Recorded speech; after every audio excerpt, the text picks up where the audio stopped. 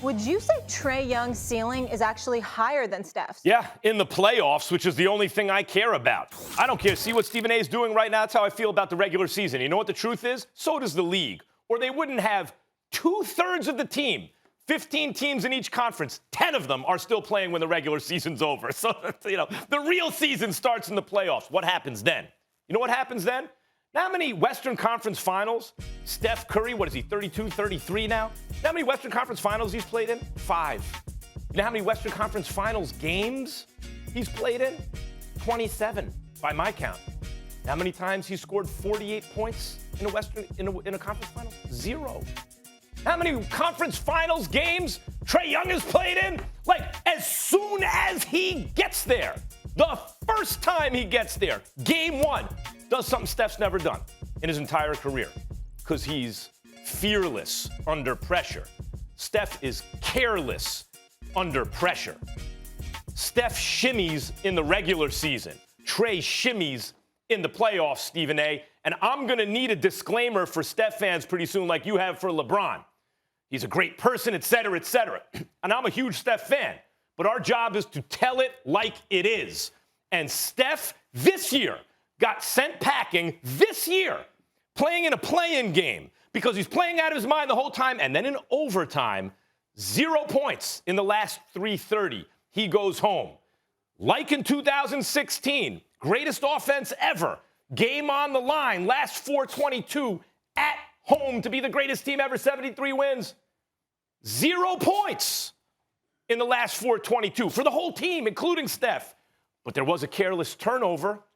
Trae is Steph Curry, but in the playoffs, he elevates. The answer is yes, the ceiling is higher in the playoffs when it counts.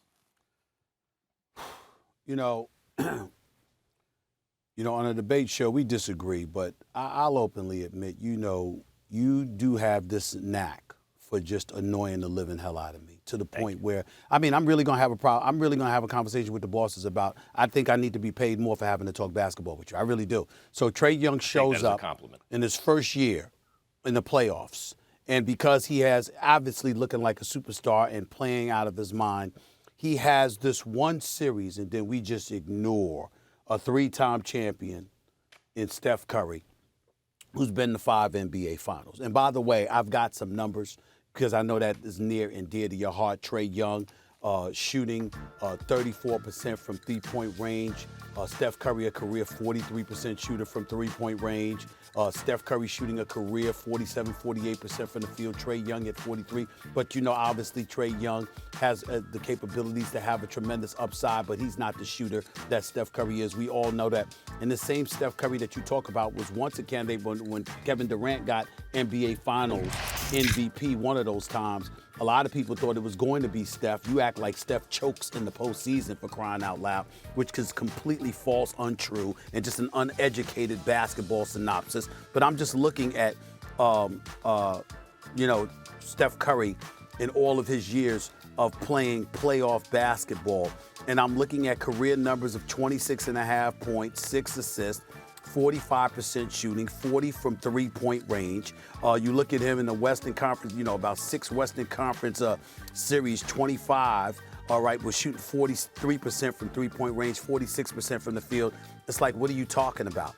And I'm looking at Trae Young. Trae Young has been spectacular. There is no question about that. But I was covering Game 7 against Philadelphia when he made that big-time shot. He also was shooting 4 of 22 prior to hitting that big-time shot. Last night, he was absolutely sensational, particularly in the first 3 quarters. But he did shoot 4 of 13 from three-point range. And I think it was like, 1 of 7 from the field in the fourth quarter, or if I remember correctly. All I'm trying to say is that not to take anything away from Trae Young, because he is sensational. And a comparison between him and Luka is an entirely different argument altogether, and that's something that we can get into later on in the show. But to sit up there and say a ceiling higher than Steph Curry. But it's okay to compare him to Luka, right? No. Excuse me?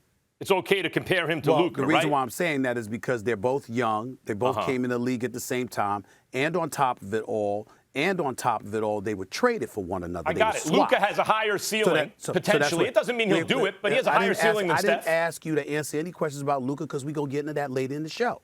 We're going to do that. Yeah, we don't need to get into that now. You can't, on the one hand, say, no, he doesn't have a higher ceiling than Steph, but you can compare him to Luka because Luka has a higher ceiling than Steph. Doesn't mean he'll get there, but he has a higher ceiling. Look, this is the bottom line. You brought up finals.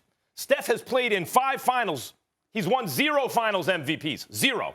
The first time, when they won it, and by the way, I'll tell you something else. He's never really won a finals as the best player on his team. The only time he did it was 2015, which should have an asterisk because both Kyrie and Kevin Love got hurt, and it still went 6 games. Pause for 1 second. Pause for 1 second. You just said he never had that, but then you said the only time. Yeah, I said it should come with an asterisk. In other words, I don't count. So he was the best player on his team the first championship. That they would never have won had the other team not been missing. Was he the best player on that team? Was he the best player on his team? Would the Bucks have beaten the Nets if they had the Kyrie best and player James on Harden? his team?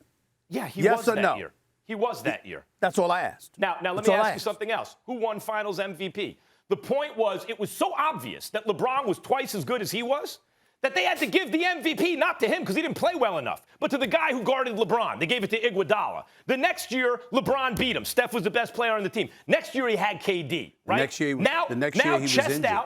Now, chest out, he has KD, and he plays better in the finals. Who wins finals MVP? Both times KD. By the way, in 2016, had LeBron not won it, Draymond was about to win it. Still not Steph. And then finally, he doesn't have KD again because KD gets hurt. They lose again, and once again, no finals MVP. That's 5 times in the finals, 0 finals MVPs. Steph is a great player. Are we going to pretend that when it matters most, he's a lesser version of himself? Stephen A, he's a little careless with the ball when it matters most. His shot goes away a little bit when it matters most.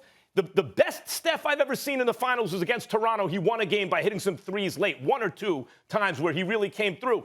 In my memory of him playing in the finals, that's all I can recall where it's like, wow, Steph really elevated in that situation. Well, Trae has a chance to be the kind of player who actually gets better when it matters most.